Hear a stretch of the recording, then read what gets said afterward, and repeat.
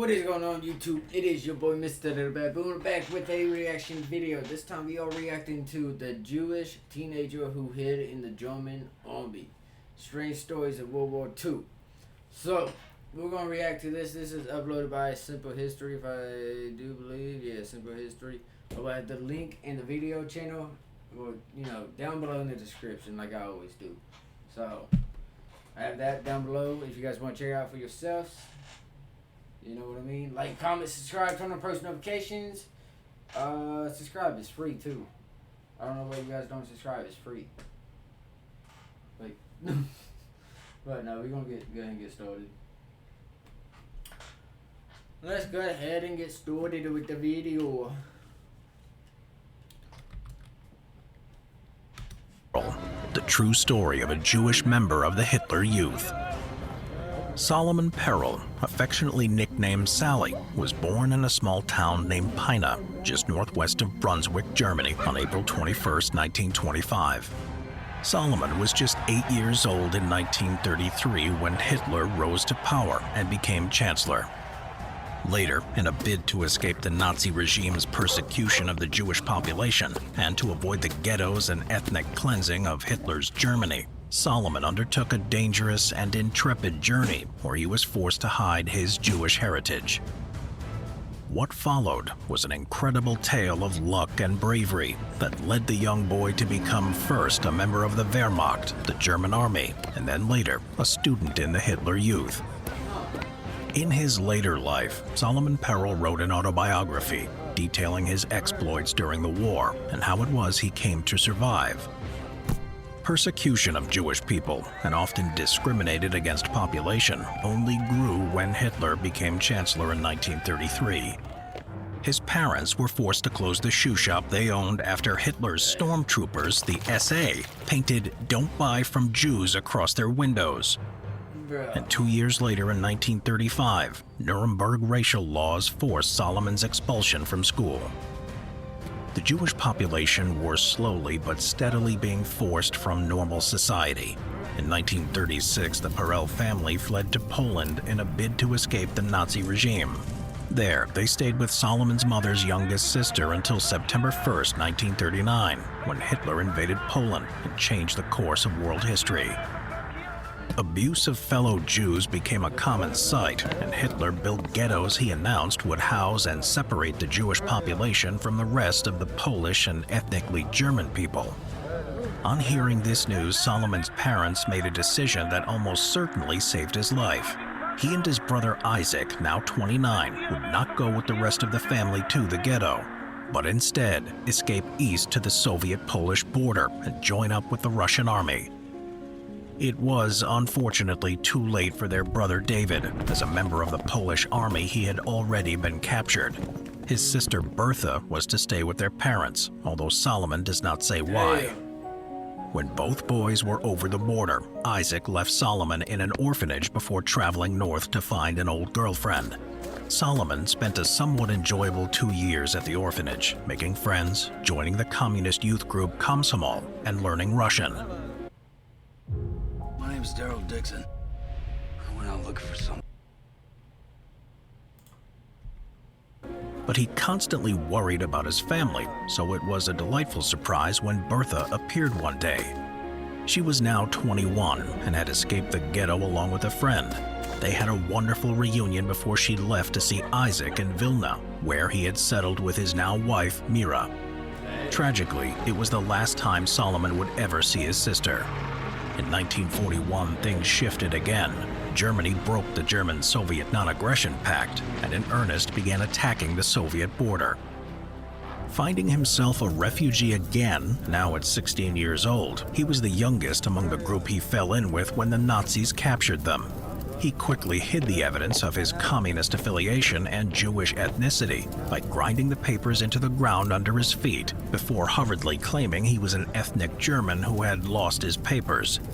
He told the officers his name was Josef Pergel from Grodno, which luckily the officers believed. He was made a member of the Wehrmacht army, giving him a uniform, food, and bedding. Incredibly, not only did Solomon work and live amongst the other ethnically German soldiers as an interpreter for horribly beaten Russian prisoners, but the young man became quite popular in his ranks. However, there was always the fear of discovery, isolating Solomon and making him lonely. This fear only intensified when he found himself the subject of unwanted advances from the medical officer Heinz Kelsenberg. It all came to a head one day when Heinz cornered Solomon in the shower. Shower time was particularly terrifying for Solomon, as it was one of the moments his true identity could easily be exposed. As like most other Jewish men, he was circumcised, something which could easily result in his execution. In a shocking twist of fate, though, Heinz saw him for who he was and promised to keep his secret, uttering the words, "There is another Germany." From this encounter, a genuine friendship between 16-year-old Solomon and 30-year-old Heinz emerged. He stopped the advances and promised Solomon that he would look after him. On September 8, 1941, the siege of Leningrad began, and Solomon nearly died. He was saved by Heinz throwing himself atop him, only to be killed himself minutes later in another explosion. He died in his friend's arms. Again, Solomon survived, and ultimately the siege failed. The tide of war was starting to slowly turn. Sometime shortly after, in 1942, Solomon was summoned to the captain's office, where he was told the Wehrmacht had no choice but to send him away to a Hitler Youth boarding school due to being a minor. He was given papers certifying his original documents had been lost and was sent on his way to the SS-ran boarding school in Brunswick, where he would spend the next 3 years, right under the Nazis' noses. While there, he was subject to the same indoctrination as all German children. The boys in the Hitler Youth, the girls in the female equivalent, the Bund Deutsche Mädel, or BDM for short. He was forced to sit through lessons where he was shown horrible caricatures of people from his own ethnicity and learned about the alleged superiority and pure bloodline of the Aryan German, all while living with the constant fear that he would one day be found out. Like in the Wehrmacht, he also had to deal with public showers where there would always be the chance of his literal exposure. Every time he showered, Solomon would have to craft foam in order to protect his modesty and pray it would be enough to hide the truth.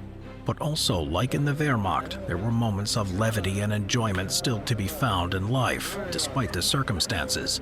He even fell in love with a young BDM girl, Leni Lach, and passed many an enjoyable outing with her, despite having to constantly conceal his secret.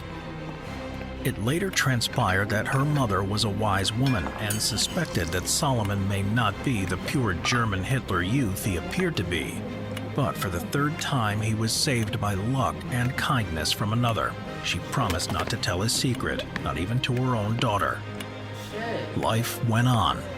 Christmas 1943, Solomon visited near Lodz Ghetto, where he knew his parents had been held. Despite the suspicion this heaped onto Solomon, he could not resist trying to find out what had become of his family, but his search was unsuccessful. By now, the war was beginning to fall apart for Germany, although many in the country themselves would not admit it, despite Perel stating that by June 1944, the outcome of the war was clear. Soviets were liberating Nazi-held lands and marching across the Polish border. Allied landings in Normandy were dealing another blow to the Third Reich, and in the Wehrmacht as a whole, casualties were ever building. It's game day! Ed! We got an ad! Despite the inevitable looming, the SS officers were insistent right up until the end that Germany could not lose. The Hitler Youth continued their maneuvers training and indoctrinated learning. Solomon, now a platoon leader, was sent with his troops to help the Wehrmacht destroy enemy tanks. When the Americans stormed their camp, Solomon and his troops were not shot. They were recognized for what they were: young, indoctrinated, and naive. The Americans scared them before setting them free with the other German refugees. The war was finally over, and Solomon Perel could finally shrug off Josef Pergel and become his true self once again. After years of ducking and dodging the fate of other Jewish people, he was finally free. He traveled back to Brunswick where he found Manfred Franco, a Jewish man he once knew. From there, he learnt the truth of what Auschwitz was, a name he had merely heard as somewhere Jewish people were sent from the ghettos. In all his time at the Hitler Youth and all the references to Auschwitz, not once did he find out anything that suggested it was a death camp, the prelude to Jewish genocide. According to Solomon, he had never even heard the words, "the final solution." From there, Solomon traveled until he learned what had become of his family. Isaac and his wife were alive, living in Munich, and David had escaped, starting a life in Palestine. But tragically, his parents and sister had not survived the Holocaust. After learning the news in 1947, Solomon traveled to Palestine to be near his brother. He would eventually publish his acclaimed autobiography detailing his unique experiences, which was later developed into the equally acclaimed motion picture, Europa, Europa. Damn, bro. Yeah, okay, that's it. Damn. Damn.